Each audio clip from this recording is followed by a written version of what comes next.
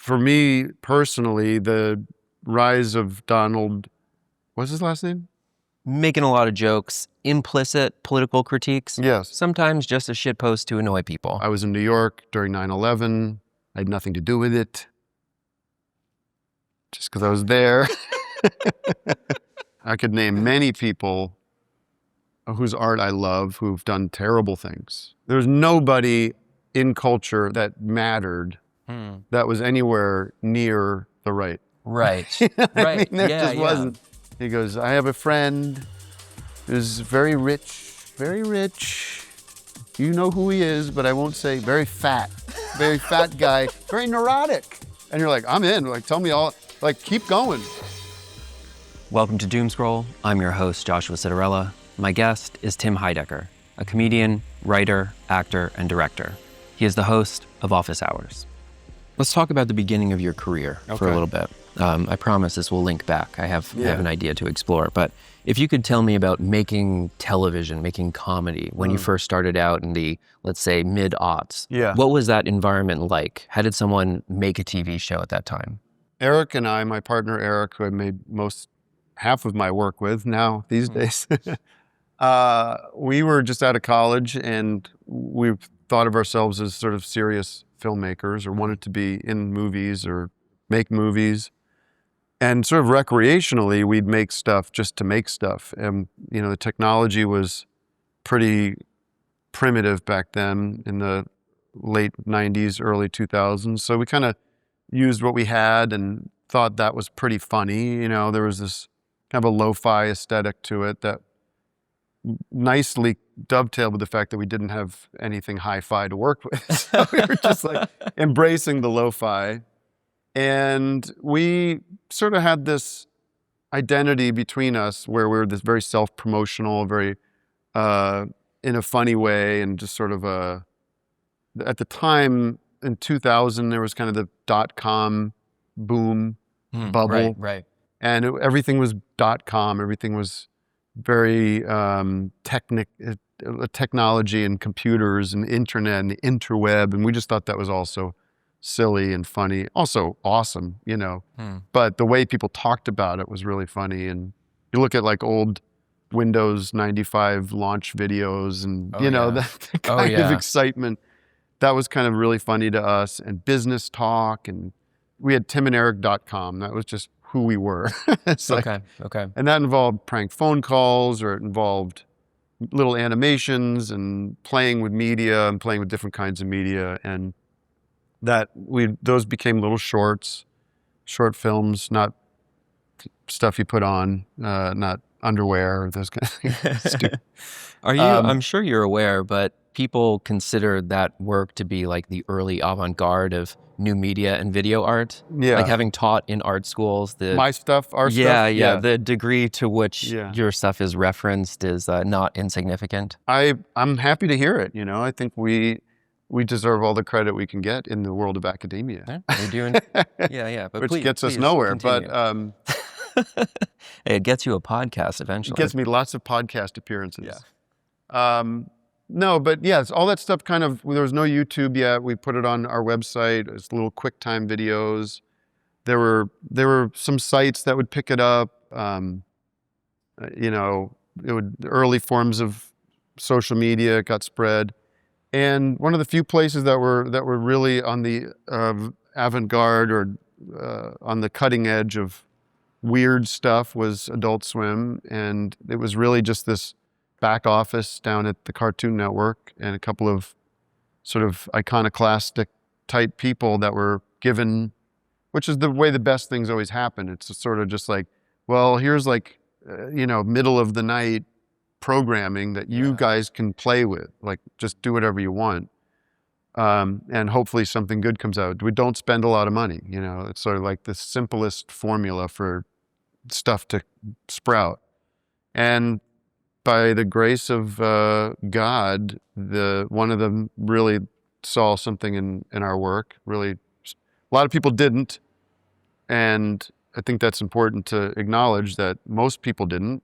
Some people did. One person with some kind of power wanted to give us a shot at making something. That's what I'm curious about. what was the experience of making culture in an era where gatekeepers still existed, when you couldn't just directly upload your work? Right. How did you navigate that type of experience? We were told that we had the best deal that we'll ever have creatively by other people, like someone like Bob Odenkirk, who had worked for bigger companies, and he's like, "You'll never get it this good again," because we really had one guy, Mike Lazo, who just said, "I don't know. If it works, it works. If it doesn't, we'll move on." You know, that was pretty much it. He's like, "If you think it's funny," he was from the South, as you could tell. "You think it's funny? I think it's funny. We'll put it up." You know, it was pretty much it. Okay. There were nuances to that, of course. And if nobody was watching, I mean, our first cartoon that we did, Tom Goes to the Mayor, you know, did okay, but it wasn't a big hit. But they thought we were funny enough to say we didn't want to just make a cartoon. We wanted to make the sketch show that we ended up making. And we made it for a price that worked for them. And, you know, very rarely did anybody say, "Well, this is too weird," or "This isn't funny to me," or "How about trying this?" You know, it was just, it really is the way I think it should work, which is, like you said, you know, we'll let you go try something, and if it works, we all win. If it doesn't, we'll move on and do something else.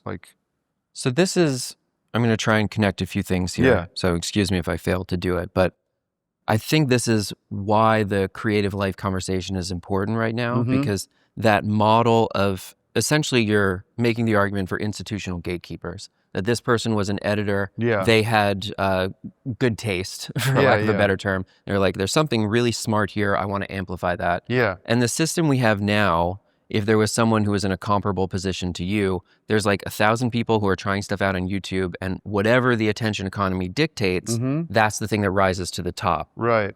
So the uncomfortable position now for people who have progressive political commitments is that they have to kind of take steps back and make an argument for gatekeepers, because when the floodgates were opened, all of a sudden, you know what floats to the top of the newsfeed? It's a bunch of Nazis. That is a very strange position for people with progressive political commitments to be in, because you have to kind of make an argument for implicitly hierarchy and exclusion and these institutional models, which I think, you know, coming from the art world, I value curators, I value editors. Yeah. I want to see an avant-garde of like the next generation that does stuff that you were doing that was fucking cutting edge and was like completely new, like a novel aesthetic experience. Right. And now we have things that are like just endlessly derivative because people aren't given the resources to really take risks. Right. You know, so it's a strange place to be in. But if you look at this through culture, it's happened to movies and music and comedy. Do you have, are you familiar with younger people who are trying to get started in comedy, television? Like, what is their experience now as compared to when you were starting out? Well, you know, I watched it kind of all vanish for the most part. I mean, those two places, comedies, Adult Swim, I think they had a huge hit with Rick and Morty, and that sucked up all the oxygen into that show, as far as I understand, and it became very hard to really focus on anything else for the people that worked there. Yeah. When people were not paying attention, that's when all the good stuff was happening. Right. But when people start paying attention, people get nervous, and executives start wanting to get another one of those shows going, and roll success. I don't know. That's one little thing that happened. I think in general, the media companies got way more conservative, not in a political sense, but in a what's going to appeal to the most people possible. The only thing I would add to that is that we have these big streaming platforms now. And so in an environment where people are making generally like less money from their film and TV investments, they've got all this data. And when they become risk averse, they're like, well, this is performing well. I'm going to invest in that and only in that and that forever, because otherwise just like most things lose money. Well, I'll tell you another thing that we heard years ago when we were pitching another show to one of the big streamers.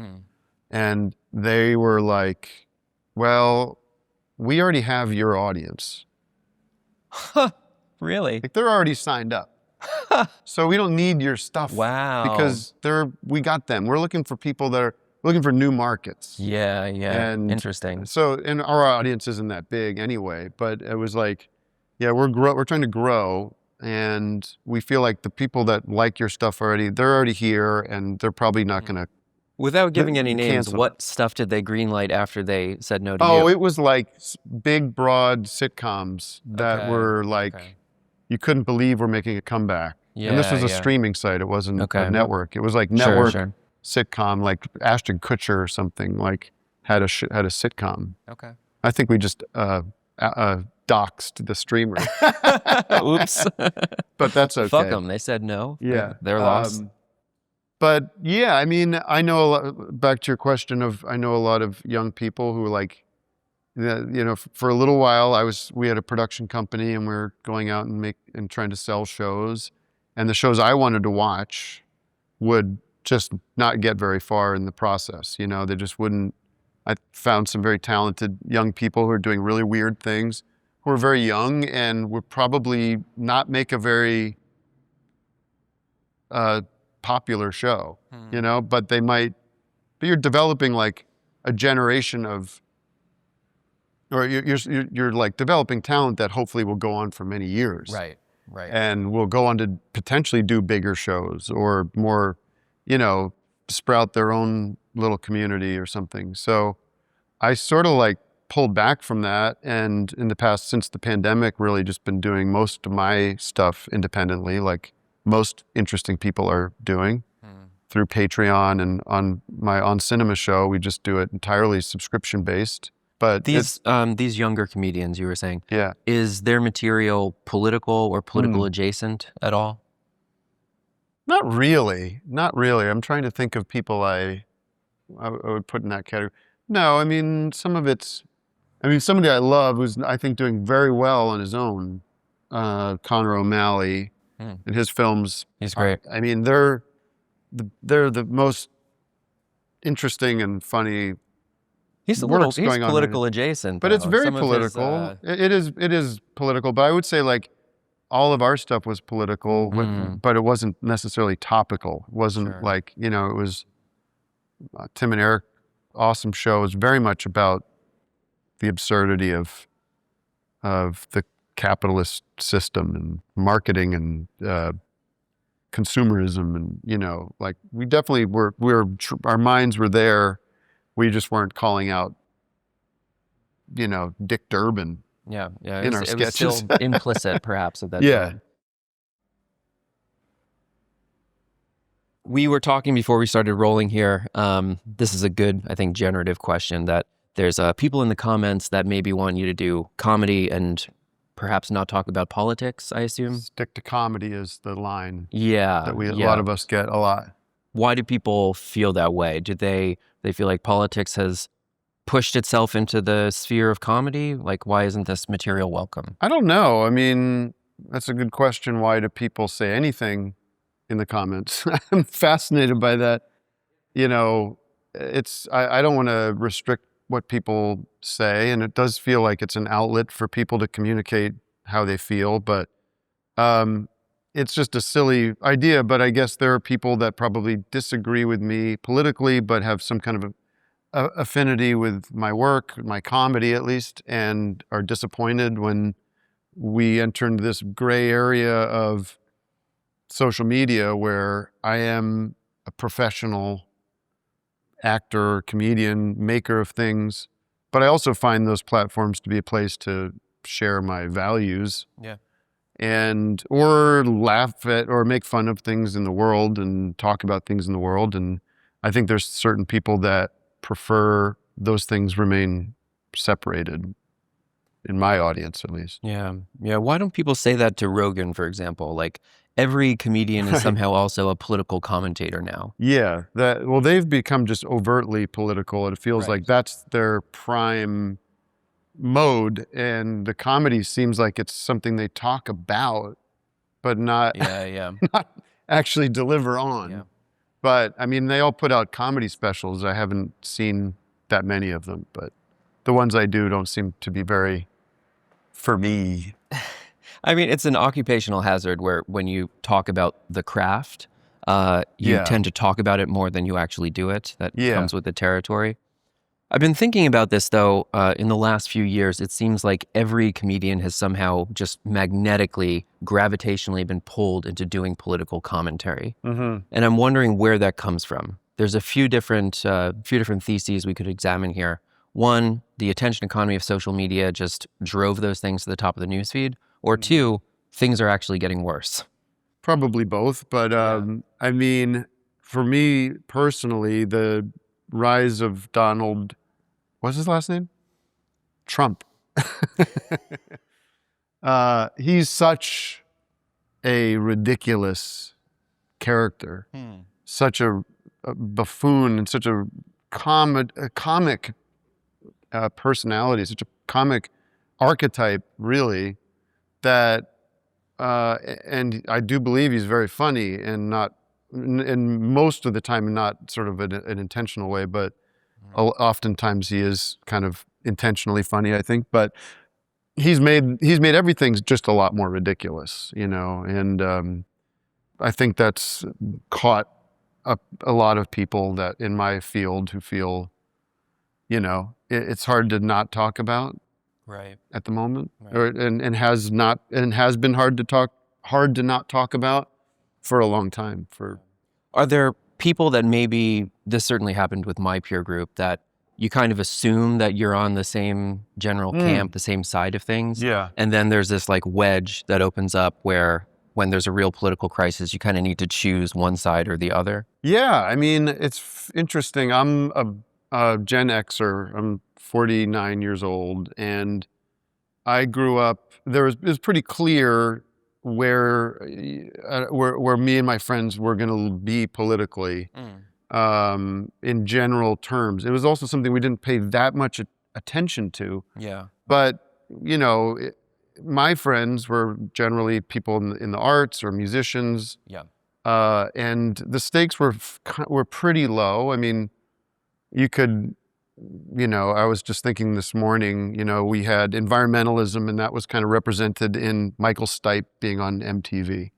And you were kind of like, Michael Stipe is doing some kind of pitch for you to be more environmentally aware, or Bono or somebody like that. That's who we had.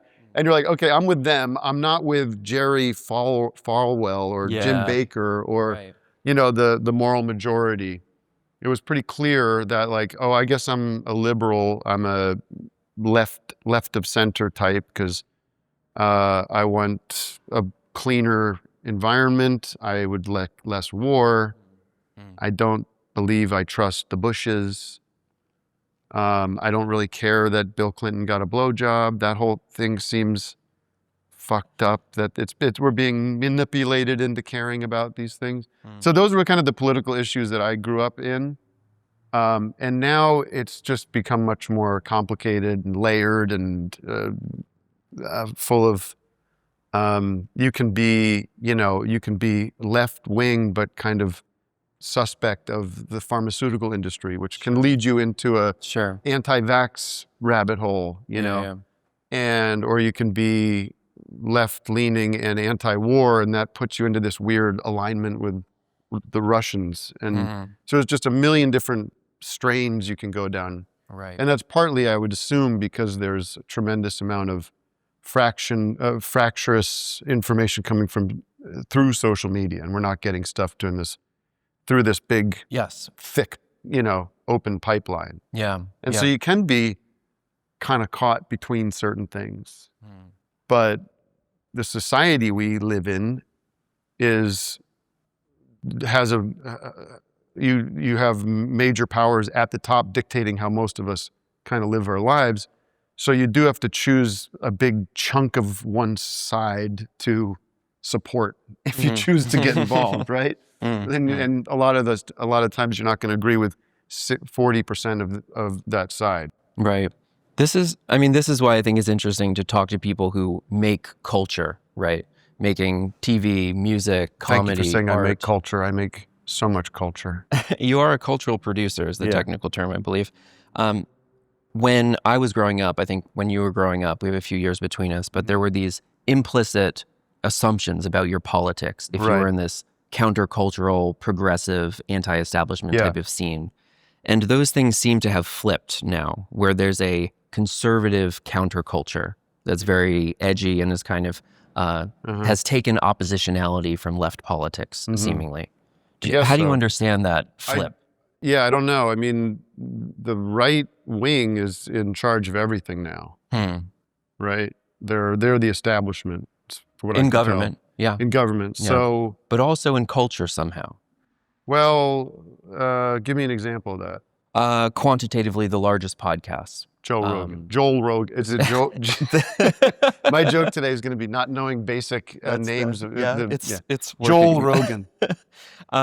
Yes. So people like that. I know you're a big Tim Pool guy. Also, huge fan. Love the show. Yeah. These guys are, maybe were countercultural in like a millennial Gen X cusp. Yeah. But now they're like on the right of certain issues, and that is like countercultural, oppositional in a way that being punk and rebellious and left wing was when I was growing up. And how did this transformation happen? Again, I think they are aligned with the establishment and have been in a lot of ways, even though who's in charge of the establishment kind of goes back and forth. But at the moment, they are politically aligned with the right. I guess in some parts of culture, there has been a correction, or some would say an overcorrection towards, diversity and DEI and stuff like that, that I suppose you could say people like Rogan and Tim Pool pushed back against. And so that makes them countercultural because the culture was moving in a more equitable, open-minded place, which is crazy to me that we all aren't just trying to move in that same direction. And I would say people like these people we keep talking about are essentially conservative and reactionary and are trying to move backwards. To watch part 2 of this episode, you can support the show on Patreon. What do you think was the first piece of political media that you put out? That's a good question. I mean, I think Twitter... Explicit political media. Yeah, I would say on Twitter, I became more open in 2007 and 2000, around like as Obama was probably running for president. I might have dropped, for the first 5 or 10 years or definitely the first 5 years of Eric and I making stuff, we were pretty much behind the wall of our characters. And didn't really do any press or anything that wasn't really kind of a bit or wasn't kind of sarcastic or satirical. So I really didn't have an identity that was me. It was kind of this identity as a duo. On Twitter, I found a voice and I found a way to like kind of talk about things or comment about the world. And then in 2012, I think I did a couple things. One, I put out this album called Cainthology. Yes. Which was about Herman Cain.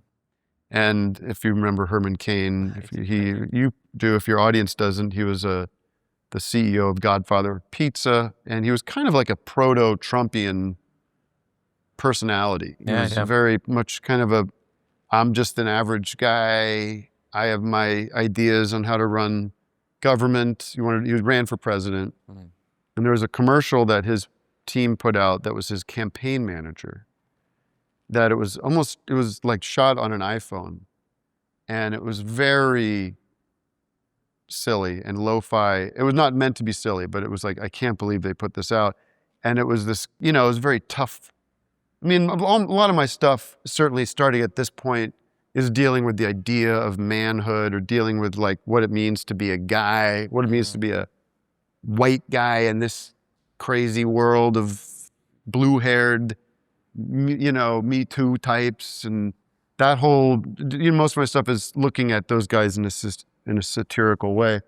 But this commercial ended with this guy, the campaign manager, who's got this kind of attitude about how we're going to take this country back. And at the end of the commercial, he takes out a cigarette and glows right in the camera. And I'm like, Wow. what the fuck is that? And I just got right to work making these songs about like a lunatic who was really into Herman Cain. And it was mostly wordplay and sort of me figuring out how to make music at home. But I think that was sort of like making a satirical record about a political figure that's current at the moment. Felt that was probably the first time I really did something like that. Sure. Irony and satire has played a huge role in politicizing people in the last few years. Yeah. It can be very difficult to tell what is a joke, what is meant for real. Has the left somehow lost this power of irony and satire? Well, broadly speaking, I don't know. I definitely see evidence of that.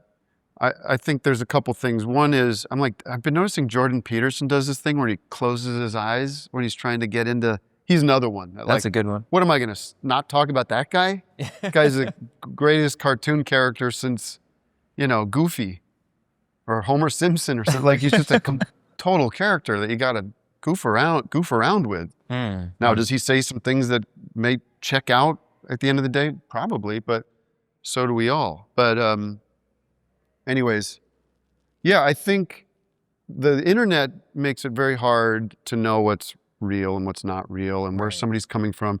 The tendency of social media is, I think, a very unfortunate side effect is the feeling that people need to chime in as soon as they possibly can about things. And those people get a lot of attention. And so I've noticed if we do something satirical and we do it well, that it should be kind of a little confusing. And it should be a little hard to discern where we're coming from.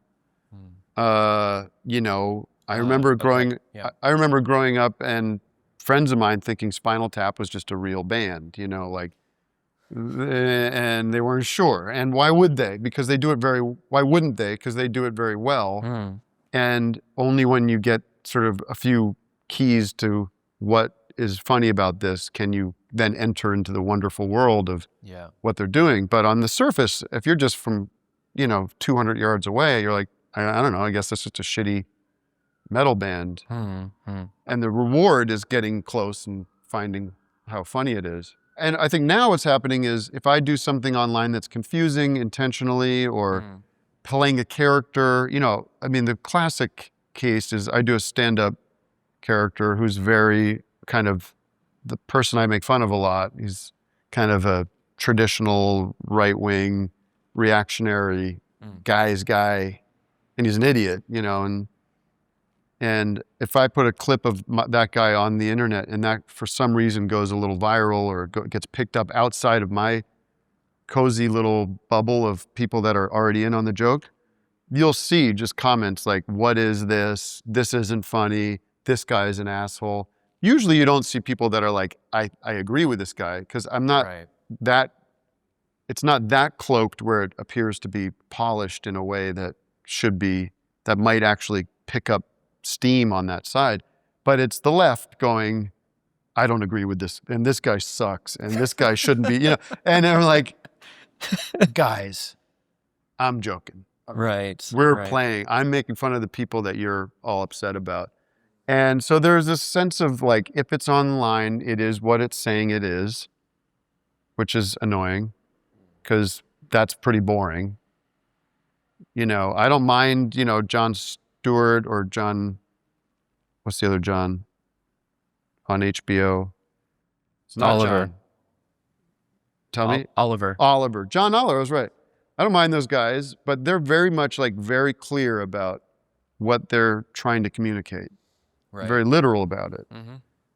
Me and my friends, we were often not very clear about it. We're creating, using satire, which often involves cloaking in the thing you're against. And I think when that gets taken out of context and put up in a little clip, it can confuse people. And again, I think it's just a case of people wanting to be heard as soon as possible. And without being interested in doing a little research or doing a little checking with your friend. I always say, if there's a thing online where I notice people go, I don't even know who this is. Somebody might type that. Oh, yeah? Oh, yeah. Okay. It happens all the time. It blows me away. Who is this? Is the question I see. Or what is this? Like, this is a comment. This is not the Google search bar. Yeah. Like, or text a friend. Yeah, like, yeah. to publicly state ignorance is very interesting to me. And it's just a strange new human characteristic that I don't think, like back in the day, it seems like it would be weird to be out in public going, I don't know, what is this? Who are you? You know, like, don't tell people that. Your music is quite sincere. Can be. Can be. That's a very Jordan Peterson reaction, by the way. When I say can be. Oh, yeah. He's You're getting very you gotta demolished clarify for this. Yeah. He's not a Christian now. Did you see they I saw that. changed the title of the video? Yeah. I'm not. Why would I be?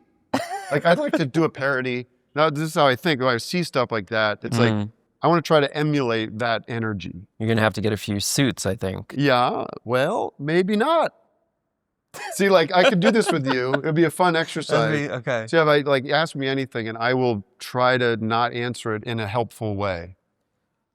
Is there a general progression of your creative career where you were ironic starting out and have become sincere? You say sincere, I won't do the voice, but you say sincere, but then what do you mean by that? Because I could say sincere is in the eye of the beholder, okay? So yeah, it's just like, well, what are we doing? Why are we talking to each other, you know?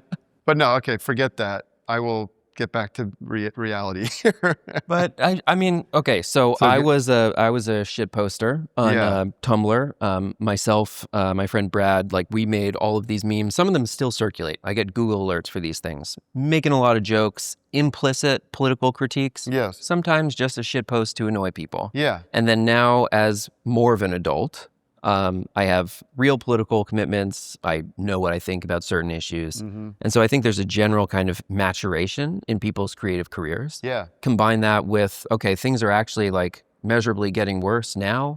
I have like a dog in the fight. Before it was kind of just like, whatever, like nihilism doesn't matter. Right. And then it's like, wait, you could go to the doctor?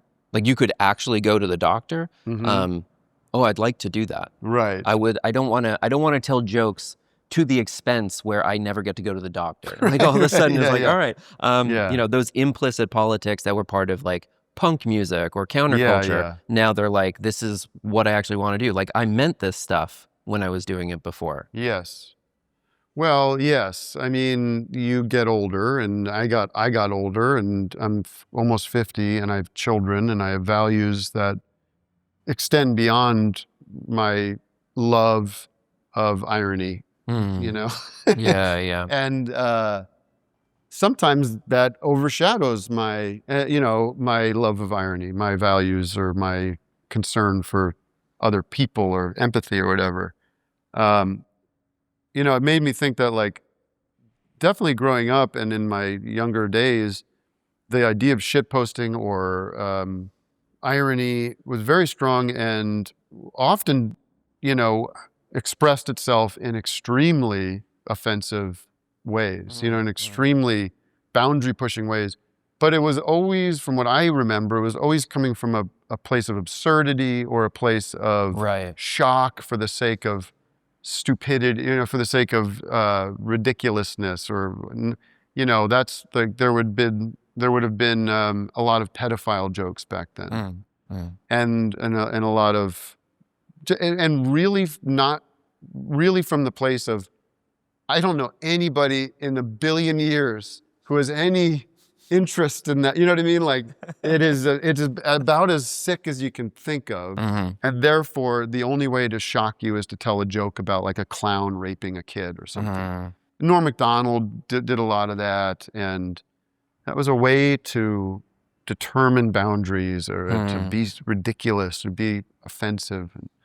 And now it feels like, I don't know, it feels like there's from the left, people got very, the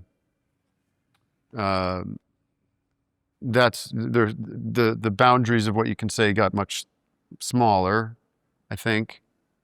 But the intention of the people from the shitposting side now has become a little more like, I don't know, I think you're actually, when you're sending me animations of me going into the the ovens at Auschwitz, which was happening to me in 2016, memes of Pepe, all that stuff. It's like, no, that's not just to shock. That's like, there's a political ideology behind that. Right. Right? Yeah. So irony kind of got co-opted and sort of aligned with an ideology. When should we separate the art and the artist? When should we not? Well, it's probably personal to you. On a larger scale, companies, big studios, or whoever is paying for things is going to have their own set of priorities. They've always had their own set of priorities. People are in favor and out of favor for all kinds of reasons. I could name many people whose art I love who've done terrible things, right? I'm the biggest Beatles fan that you can find. John Lennon very clearly did terrible things to the women in his life, right? To me, that's like the biggest example of like, here's pop culture, here's a piece of art that is undisputably great. People that make it made mistakes. We could say even go further and say they didn't make mistakes. They had, immoral or bad tendencies. I can still enjoy their music and find a lot of great of goodness and greatness in that, even in that person. So I don't know. I mean, this past 10 years we're learning how to deal with all this stuff, kind of for the first time, right? Right. I mean, there are people in power that there's many clear, good examples of like, I don't know, Harvey Weinstein. That's probably the biggest one, right? Where it's like this person was clearly abusing his power and hurting people, and whatever we can do through law enforcement, through the legal system, through the power of our purse to stop encouraging, punishing that person, keeping him away from other people, but also trying to change the culture in which that can't fester anymore. That's a clear example of like, I'm all for it. Now, there's just a gradation throughout the rest of culture where, it becomes a personal thing where it's like, well, I don't agree with that. I don't agree with the way that person lives their life, but their art is really important to me, or this person seems like a really nice person, but the art they make is making the world a worse place, Interesting. Yeah. I can't honestly think of an example of that, but I'm sure it's out there. So I'm trying not to be wishy-washy about it, but I don't think I'm also a zealot about it. Like I can't, if you name any of these people that you could easily name, I could tell you where I'm at with them, I guess, but I don't know what good it does. Yeah. I think it's, if that person is continuing to use their power to abuse people, I would say that's a great place to jump off board and do what you can to fix that. If it's people in the past and you can still watch so-and-so's movies or listen to their records, I mean, they're still playing Michael Jackson records at the bowling alley, my kids are singing along to him. Did he molest children? Looks like it, from what I can tell. But so I don't know, I hope we don't start you're gonna have to start erasing a lot of stuff from the hard drives. Yeah. If we go down that path. So I don't know I don't know. It's a messy thing, but I realize that I am far too much of a fucking academic, but if you'll indulge me, the rules of society no longer make sense right now. There's a kind of break between what is happening in reality and the stories that we're telling ourselves. yeah. There's a permissioned space in society in which you can break the rules, that's art and that's comedy. Yeah. And I think that's why it's become so generative in the last few years, Mm-hmm. is that it's a sanctioned space. It's allowed to Yeah. break the codes. Right. And so new codes are kind of coming out of that, like permissions to like use slurs in some cases, to like, Yeah. to take a position that would have been off limits previously, both right and left, all over Yeah. the spectrum. Did jokes help to put Trump in office? He would be the greatest if he was a true populist, and if he was he would say something like, get these insurance companies the hell out of here. Yeah. If he shifted 45 degrees, but you still use that sort of dumbass working man's language that he uses to be more like Bernie Sanders, I'd be all for it, because he's just a ridiculous clown cartoon character, but demands our attention. We can't resist watching. I would love watching him. I think he's hilarious to watch. Because you just don't know where it's going to go. What does he say? He zigs and zags. What's the weave? The weave. Yeah. And that's from just a pure Not if I didn't have to live in this world, it would be a blast. But so jokes.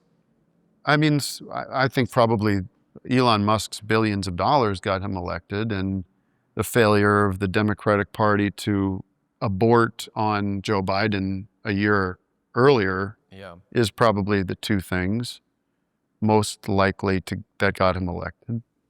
But there's a reason why he's so charismatically,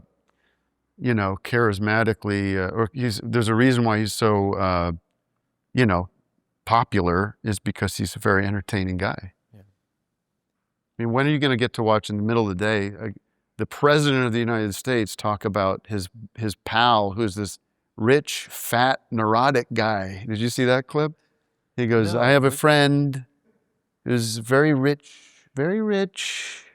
You know who he is, but I won't say. Very fat guy, very neurotic. And you're like, I'm in. Like, tell me all. Like, keep going. Yes, yeah. Like, finish your hour, because I'm here for it, But I mean, he's obviously doing tremendous damage. And I started talking like him because I start saying tremendous all the time now. And, it's a fun, there's certain, like when you use words and language like I do, like, it's fun to talk certain ways, It's like fun to talk like him.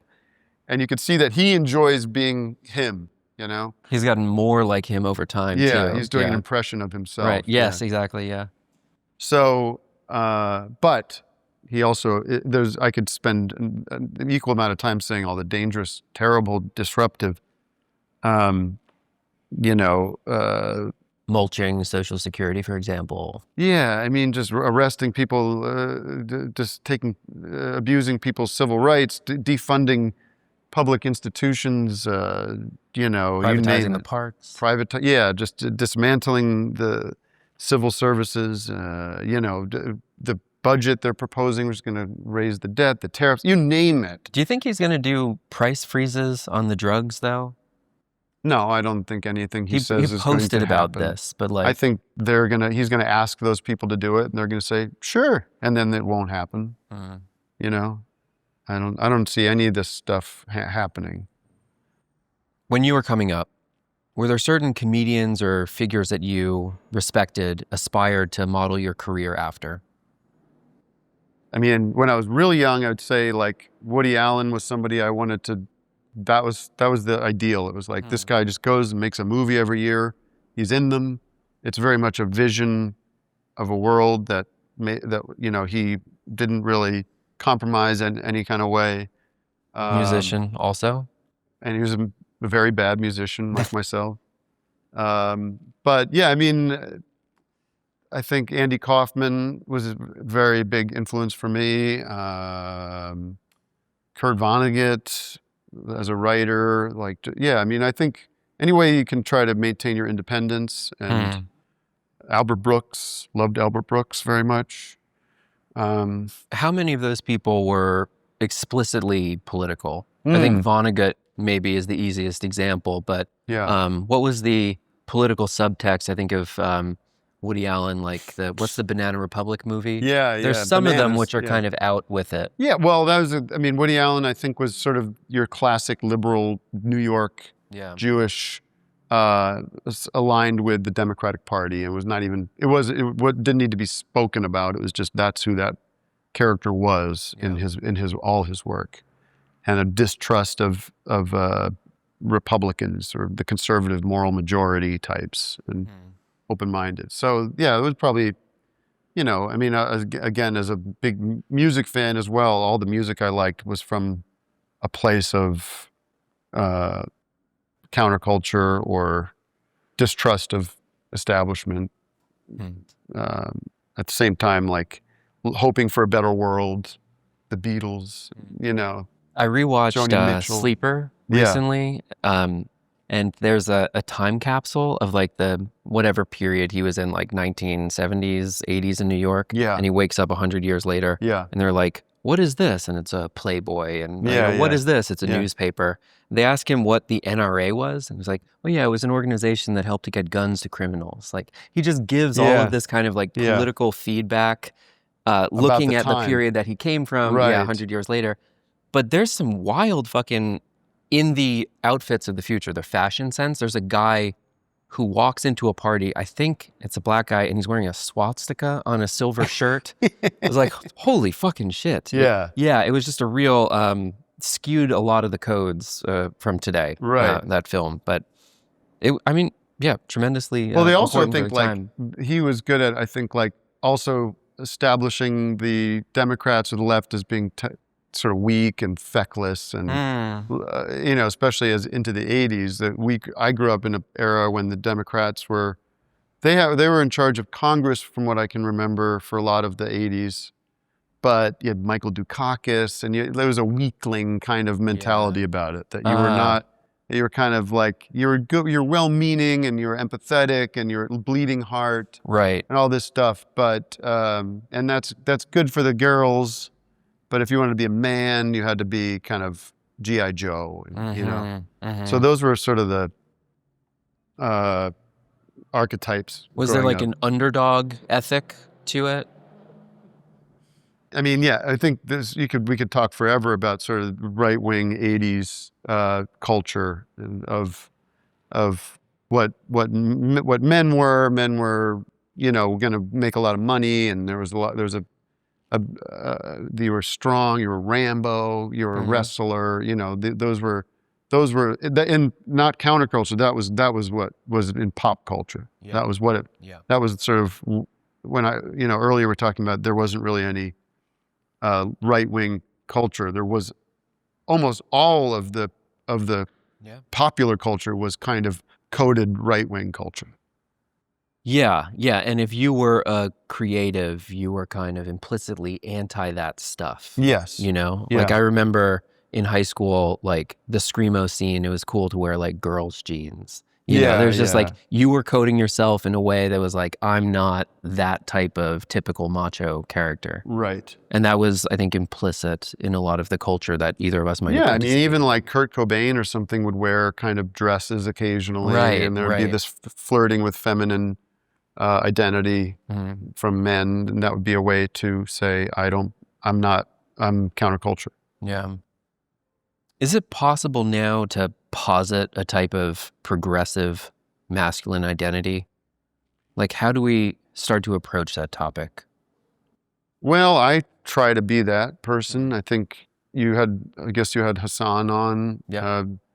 There are guys out there. He's shorter than me, by the way. Is he really? Just to be clear, yeah. He did something for us years ago before he was talk of the town. But I mean, there are models out there, I think, that are like, I find I'm a pretty average, above average in terms of appearance, I would think, for my age. But I'm a dad. White, heterosexual, cis male, I identify as. I mean, I don't think about this kind of stuff on a day-to-day basis, but if I analyze it, I'm like, I could easily be on the other side of this. I could easily identify with all kinds of Trumpian, MAGA kind of things. And I just don't, for whatever reason. We just kind of analyzed why, I guess. I hope when I do speak politically or acknowledge my trans friends and speak out for trans rights, or I talk about the genocide in Gaza, or any of my left-leaning positions or things I care about, Medicare for all, you name it. I hope it's being received as sort of a permission, or make it easier for people like me to feel that way or feel commonality. And also that the people that don't identify the way I identify, if you are trans or you are, seemingly different than me, that you see some kind of an ally in, and I'm using my platform. It's all seeming very scripted language, but it's the words we have to choose from. I'm using my platform, hopefully, to support those people or their interests. So there's a world where there are, I think, progressive guys like me who are just trying to hope to go back to the future, just like to try to push things in a better direction, in a more interesting place, a more interesting world. It's interesting because at, generations, eras in the past, one could imagine the United States has a historic high of 31% union density. Mm-hmm. That was a masculine identity to be in your workplace, but to be organized. Yeah. And that was left wing, right? Yeah. That's a labor as your political priority. But it's difficult now, and it's something that is, I think, very much unsolved. Is the kind of product of debate. It's very easy to posit a kind of libertarian or right wing masculine identity, but I think the closest that I can get to it is a kind of heroic, selfless sacrifice of I think of a good dad as being somebody who's tough for the family and the kids to lean on. Yeah. Those things are meritable, honorable, even, they're conventionally masculine, but they're not selfish in the way, I feel a lot of these edgy countercultural identities, people are generally encouraged to demean, domineer over someone else for their own selfish benefit. Yeah. I mean, I remember in college going to I think it was 2000, it must have been 99 or 2000. A politician, Bill Bradley. You know what I'm talking about? He was the basketball player. He was a senator from New York or New Jersey. Wait, no, I don't know this actually. Bill Bradley. Does anyone know Bill Bradley? Come on, guys. He was running for president. He was our fact checker can look up Bill Bradley here. Is that an airport also? That's the airport here. That's Tom Bradley. Bill Bradley, You're right? making that up. Tom Bradley. Tom Bradley International Airport, Los Angeles. He was the mayor of Los Angeles. All right. Well, that's... Anyways, Bill Bradley gave this speech about civics and about being, and I never heard that word before this way, which was, we are civilians of a community. Yeah. And it is our job and our duty to do well and to make this a better place. Civic virtue. Civic virtue. Yeah. And it was all this talk of, I've been brainwashed into thinking that government is this bad word. Is this big government, the era of big government is over. Big government is ruining people's lives. Welfare is destroying people, It's no, it's very simple. We're just here to try to get through the day and not make someone else's life worse, however we can try to help out. And we all benefit. The idea of humanism being I'm not a Christian. I grew up as a Catholic, but very simple. If I make your life a little easier, it's probably going to benefit me in some way. If I'm going to,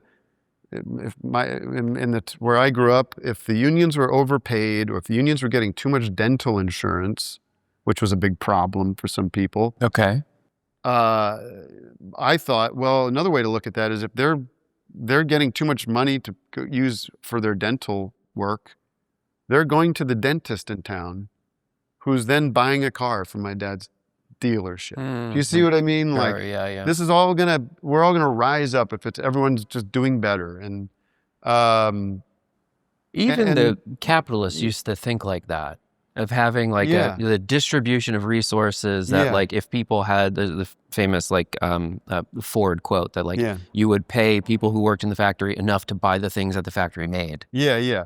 Sure. I mean, and that going back to masculinity, it feels like if there were more men talking like that, that's a courageous, or that's like a altruistically beneficial way of looking at the world, instead of being small and backwards looking and looking at anybody that doesn't look like you, and if you're a trans, you're scared. It's just like what I try to do is make fun of those people and say, what are you so scared of? You're so scared. You're a little baby when it comes to trans people. Like, what's the matter with you? Why don't you think beyond your little perception of how things are supposed to be, and be excited and curious about how somebody could maybe live a different way than you? Like, that's strength is to be confident in who you are, and not be scared of everybody that's different than you. They're scared of immigrants, and they're scared of crime. And of course, I'm scared of all kinds of things. And you try to keep yourself protected and safe, and protect your family. I mean, you don't have kids. No. Try having kids and just thinking about all the terrible things that could happen to them every second of the day. Right. And of course we're scared, but the way that somebody like Tim Pool or whoever it is that's online every day, ginning people up, making people scared, instead of saying like, oh, wow, you're non-binary? That's so interesting. I don't know if I understand that, but I'm curious about it. And that's, tell me more. And at the end of the day, boy, my life hasn't changed in any way, except I have a broader understanding of a different way to be. Remind us again, how much were you getting per episode from the Russian billionaires? Is it 100, 200K? I have not gotten this thing. I love it because every time I get political, the other word people use is shill, that I am a shill for the Democratic Party. Yes. Paid shill. And I would love to receive some kind of financial backing from Chuck Schumer, but it's not, the phone calls haven't showed up. I've done benefits for various left-wing causes, but I was never paid for those either. We've talked for a while about the conventional institutional model of investment, production, TV shows, the world of gatekeepers and culture. We're now in this weird situation where alternative media, so to speak, is larger than legacy media. Yes. How do we understand this phenomena? When did that start to flip? What is now the establishment or mainstream? Well, I don't know, but first of all, the traditional media companies, I think, did a terrible, terrible job the past 20 years of handling digital rights, distribution. It made it very annoying and hard to engage with their content and share content. Okay. And, I was there from the beginning of Napster and saw our work early on get just widely distributed illegally and pirated and BitTorrented and all that stuff. And it's because people were like, and I was against it. I was like, we're losing control over this, and the networks can't determine how many people are actually watching this, and everything you're trying to catch up to all that stuff. And they've gotten better at it, of course, but it took forever, and I understand how this stuff kind of rose, but the tech companies were just smarter and better at it. But I am very dubious when I see the numbers that some of these places get, and I just think that a lot of that stuff can be manipulated and bought, and you can buy whatever the numbers are for a fairly low amount of money. You can buy a tremendous amount of views right off the bat, and then that throws you up into the algorithm. It's and And there are people that have gotten better at manipulating the algorithm. And the tech companies, I think, reward that. And it becomes this self-fulfilling thing, this cycle that some of the worst stuff rises to the top. But that's not to say that those things aren't actually popular. I also think like some of those shows, I think people are generally kind of lonely out there, and there's all kinds of stuff about that out there. A lot of those shows have a sort of a parasocial element to them. There's a feeling of, I know these people, I'm spending time with them, and they're stuff you can engage in a very casual way. It's almost background. Muzak in the 70s was very popular. I mean, I don't think anyone can make it through a whole Joe Rogan episode fully engaged. You drift off. Terrence Howard one actually had me. Oh, really? I was riveted, okay. yeah. I have to go back to that one. But in general, there are things you can have on the background. There's things I think you fall asleep to. I think it's a lot of passive experience, a passive viewing experience is my opinion. But I mean, that's where my stuff is now. Like Office Hours, the podcast I do is just on YouTube. We use Patreon. I feel it's very my audience is not as big as those shows, but very community oriented. There's callers that are just, if I saw them at a show, I would probably talk to them for 5 or 10 minutes in a way that I would talk to a friend or an associate, like I like it. And I think it's fun to break down the barriers of like, we are the entertainers, you are the audience. Sometimes that gets out of hand, of course, but I'm sure it's why you guys get good numbers on this podcast we've or been this very video. Surprised by it, and I know how much you're buying them for. And yeah. But I think people are interested in long form conversation because, I mean, the Tonight Show model is toast. I think. I mean, it seems insane. Yeah. That you would want to watch. Like a 5-minute interview with, whoever's on this latest season of CSI or something. Yeah. Why would you, what's that for? I think that now, okay, this is going to be far too academic, but you know what? Yeah. It's the end of the episode. So Academic it's way. my fucking show. I'll indulge myself in it. Okay. The legacy media now is behaving like financial institutions, in that presence in those scarce page numbers or scarce media spots is a stamp about the value of this media entity. So what that means essentially is that for investors to greenlight money to those things, there's a certain amount where you can have crowdfunding, you can have engagement and show big numbers, but unless it's stamped by these financial institutions, they are basically securing the floor of the asset price. And investors will not release the funds unless it makes an appearance in those, New York Times, late night TV shows, whatever talk circuit. Yeah. So this has become, again, very interesting because there are certain political positions that are gatekept from that narrow media channel that then cannot get greenlit for the funds, and so they have to go to crowdsourcing or crowdfunding. Yeah. Additionally, I'm going to try and tie a few things together here, but you mentioned Napster before. What started to happen around that era is that the abundance, the kind of opening of the gates, the ability to share from peer-to-peer networks crashed the rates that creatives would get paid for anything. Right. So for journalists, for musicians, for filmmakers, absolutely. Right.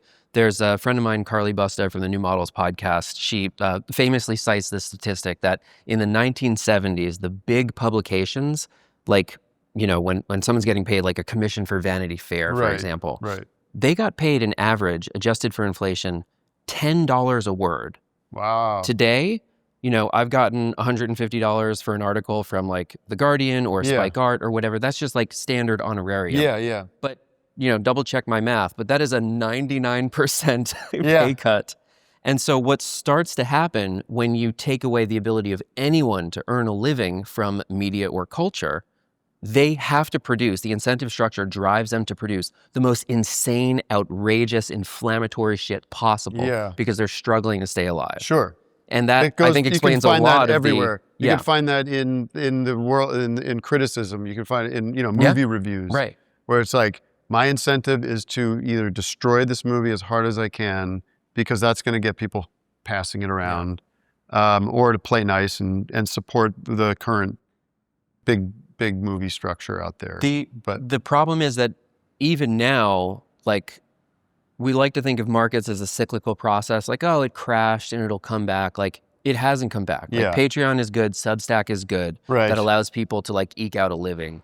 But the problem is that, like, the price points on those, I'm going to get very market analytical for a second here, but the price points, the compensation that creators get is determined by, there's a famous article in Wired magazine from Chris Anderson, I think it's 2004, called The Long Tail. Yeah. And basically, when everything is available for free, like, the convenience of paying the original innovation, pivoting from Napster, was Apple Music, where you would pay $1 per song. Right. It wasn't that the song was worth $1, right, but that the song, it was annoying to search on Napster and get a bunch of low quality or fake shit. Yeah. And people would pay for the convenience of just knowing that the thing was the actual song they were trying to download. Right. So that, like, novelty, basically paying for the inconvenience of having to ask your friend to send you the episode from the RSS feed, that's worth $5. Right. But the value of our content is basically nothing. Nothing. And it's like irreparable. It had crashed. Right. Culture is worth nothing. Yeah. The convenience fee of asking your friend to send you an episode and now is it's $5. novel to support something financially. Right. Like, I mean, I went and took my kid to Mission Impossible the other day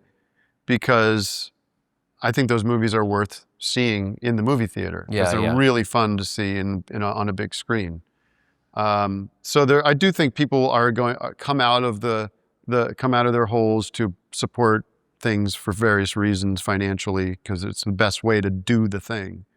But it's not the way it used to be. I have this theory that's like, I came the other night, I was at the show, music, a friend of mine, they're playing in a kind of uncomfortable venue. The sound wasn't very good. I was standing, and I hate standing. Who likes to stand, right? And standing, and the music is great. And it's like, these people are so talented. But I'm in this shitty venue, sounds bad, not the food's bad or whatever. And I was like, there used to be, this is very sort of a messy theory, but there used to be just arts and entertainment. And it was like, and good stuff you'd go and see, and not all of it was great, but it was generally really good. And it was kind of available and affordable and plentiful, and where they did it was set up to have those things there. Right. Now there's, the good stuff is stuck in shitty places without good sound, with basements or DIY setups. And that's where, like, what I would say is like the most interesting arts and entertainment going on, and most sort of enriching and valuable entertainment going on. And all the stuff where the environment in which it's performed and the technology in which it exists is as good as it can get, is where all the slop is. Right. And there's varying degrees of slop, but it's the mass-produced stuff is also where you get the best pretzels, and the seats are good, and the lights are good. Right. But I mean, there hasn't been a time it's just like, there was just entertainment. Right. And it was kind of leveled out, and there wasn't, it's the same way with just wealth inequality. There's just, there's a artistic inequality out there in terms of how it's presented. Yeah. I mean, that's, to kind of summarize all of this, like, we've kind of gone through a few different eras of creative life, right? And the one thing that is, I think, often assumed to be the stable ground was that, you're Patti Smith, you come to New York in the 1970s. Yeah. The rent is low, the cost of living is low. Yeah. You can afford to work part-time in the service industry. Yeah. Like, there's, interviews with canonized artists that they're like, I came to New York in the 70s. I waited tables 3 days a week. I paid rent in a apartment and a separate studio and made experimental unsellable video work. It's that doesn't fucking exist anymore. No. Everyone I know, like, they live with 3 roommates. They work 6 days a week. Yes. They can't afford to make anything that's not on a laptop. Right. The conditions for making creative work have just become prohibitive because of political issues, because the cost of living has exploded. So there's no solve within the creative market or anything like that. And you start to take a step back of, like, what was the indirect subsidy that allowed good culture to happen? It was social democracy. It was New Deal liberalism. Right. It was the compromise between labor and capital that basically was broken in the 1980s with Reagan and Thatcher. Yes. And that's why we're in the situation that we're at today. So you can't really find any solution in terms of like institutional funding or creative market like Patreon stuff. It's like this is actually at the end of the day a political struggle. Right. And what we're observing in culture is kind of the indirect casualties Right. of a war on behalf of the capitalist class against Right. working people. And these shows that we're on right now, the very popular ones, you can see how it's like these are very affordable to do. You just like the podcast We're culture. hemorrhaging money left Well, and right. yeah, but still, I mean, compared to making a Wes Anderson movie or Right, something, right. or going Yeah, out there and making something, with sets and props and costumes and various locations, like Joe Rogan, whether it's this show or Theo Von or Tim Pool, these are all the same formats in a way. They're people talking into microphones. It's you should be, I could look at your books, but you should not be spending a lot of money making this show. And I guarantee you those people aren't either. They're Right. taking as much of that money home as possible and spending very little on infrastructure or production. Yeah. And that's kind of a shame. I mean, it's good to talk to you, and I'm glad this show exists, but it would be cool if there were just more Connor O'Malley's who are like going out and making stuff. And I wish I could make more stuff in that way. I think I do, but not as much as, I do office hours because it's fun and we can goof around, but it's pretty cheap to do, Sure. Anyways. Tim Heidecker, thank you so much. Thank you. Thanks for listening. To watch part 2 of this episode, you can support the show on Patreon.